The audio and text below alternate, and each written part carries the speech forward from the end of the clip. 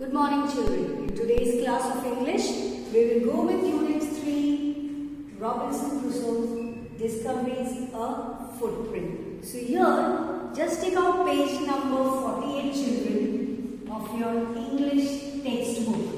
Okay? Page number 48, and it is a story about Robinson Crusoe, and he discovers a footprint, and what it is and how long the story goes and what is the conclusion we'll be learning in this class. So before I start with this, hope everyone has already taken out your page number 48. So on the introduction of the beginning, it is written like this: Robinson Crusoe's ship had been destroyed by the sea. He had been alone for many years and longed for company. One day, he discovered a footprint on the sand. So Robinson Crusoe was sailing in his ship, and unfortunately his ship was destroyed by the sea, and he all alone was left behind in an island for many years. And it is said that according to him, there was no person there in that particular island. So one day he found a footprint. See, what is a footprint, children? When we walk on the sand, when we just go to the seashores, when we walk on the sand, see, you can notice the footprints laid behind us.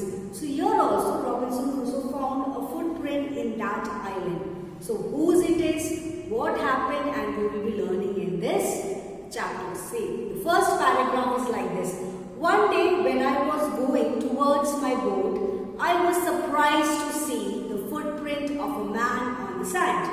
I stood amazed and listened and looked about me. I could neither hear nor see anything. I went up higher to look down. I went up to the shore and down the shore, but it was no good. I could find no other footprint but that one. I went to it again to see if there were any more footprints and to tell if it had been my imagination. But I was not mistaken, for there was exactly the print of a foot, toes, heel, every part of a foot. I could not imagine how it came there. So here in this first paragraph, so one day Robinson Crusoe was just moving towards his boat. See, when you look down the picture over there, you can see a man. He has a stick in his hand and a boat he had prepared. And for the long years before this paragraph, I have told you, children, that this Robinson Crusoe was sailing by this ship, and the sea destroyed his ship, and for the years he was in this island all alone. But one day, as he was just moving towards his boat, he was surprised to see a footprint of a man on the sand.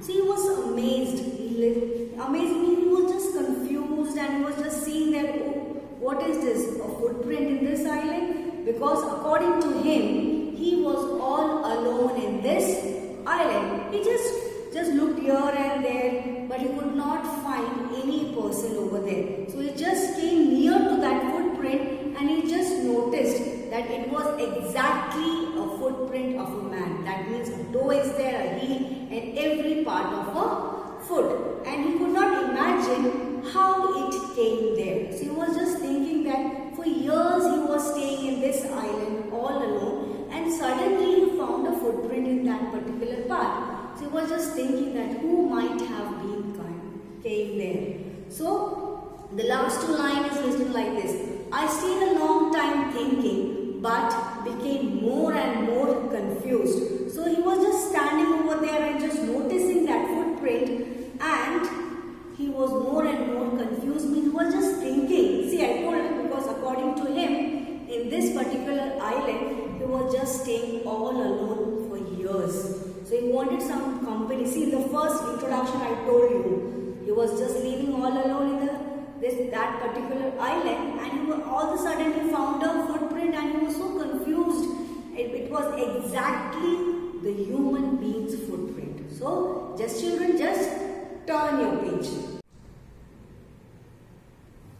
So hope children, you have just turned your page to page number 50. There, in page number 50, children, it's written like this. At last, I returned home, very frightened, looking behind me after every 2 or 3 steps, mistaking every bushes and felt to be a man.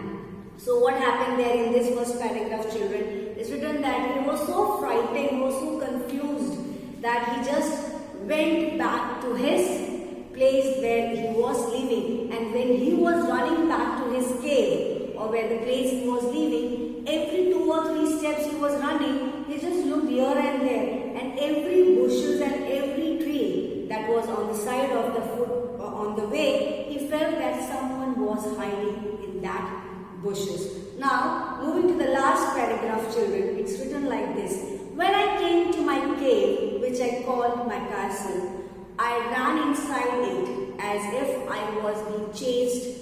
I do not remember whether I used the ladder or went to by the hole in the rock. So here, in this paragraph, it is written like this. He was so frightened that he ran so fast.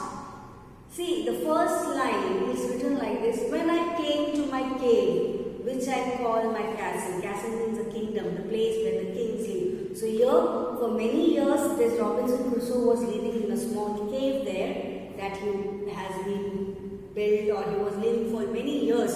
So he was so frightened and so confused. So he ran so fast there that he could not remember that either he had climbed the ladder or he just came inside the cave in the form of inside the cave in the form of a hole, or just he was so confused, children, that he did not remember that whether he had came with the help of a ladder, he entered his cave with the help of a ladder, or he just made a hole and he just came inside. So children, you just read page number 49 and 50 and just read it once again and just go through my video so that you can understand what is the next part that I will be just telling you in my next class.